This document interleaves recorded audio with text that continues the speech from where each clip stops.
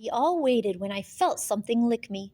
I can't say I'm proud of the shriek that exited my mouth. I'm not normally freaked out that easily.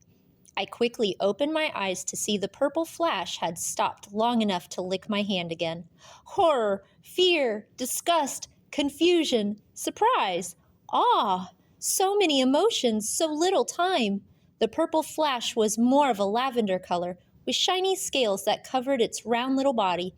It had a face like a lizard with two giant saucers for eyes as big as skateboard wheels. It had two short horns where its ears should be, and crystal-like spikes going down its back and tail, a very long tail. It had a body like a small dog with 4 legs, each one with sharp talons. And the most amazing thing was the 2 leathery wings on its back. But upon closer examination, one of the wings looked broken and the other looked ripped up. The poor thing! I looked up to see the others staring at the creature, jaws dropped to the ground. "What the—" Wit started. "What is it?" Bliss quickly asked. "I don't know. I've never seen anything like it. But look, I think it's hurt," I pointed to the wings. When I reached out, the lizard dog bird creature jumped and darted under some brush. I scrambled to get up, the fog slightly lifting from my brain. "Quick, follow it!" I shouted. It darted in and out of the debris on the ground, snaking through the fallen limbs. While we aren't a very fast group, we were taller than it, and therefore were able to keep up. Suddenly, it was gone. We all stopped, and I looked up to see that it had disappeared into a cave. The cave! "Is this it?" Wit asked, pacing back and forth on his tiptoes. Bliss and I looked at each other and nodded. "Where did this come from?" Cheese asked, surprised.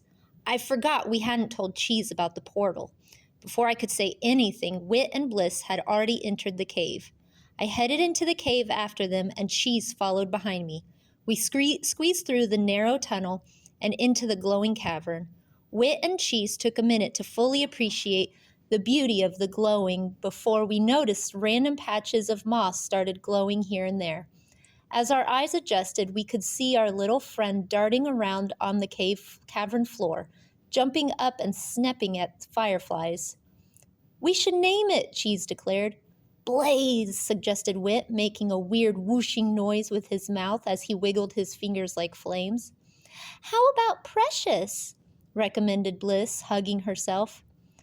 "Nah, how about—" I was stumped. A million names raced through my brain, but then I heard a whisper in my mind. "Gizmo." "I think his name is Gizmo." Gizmo darted toward me upon hearing his name.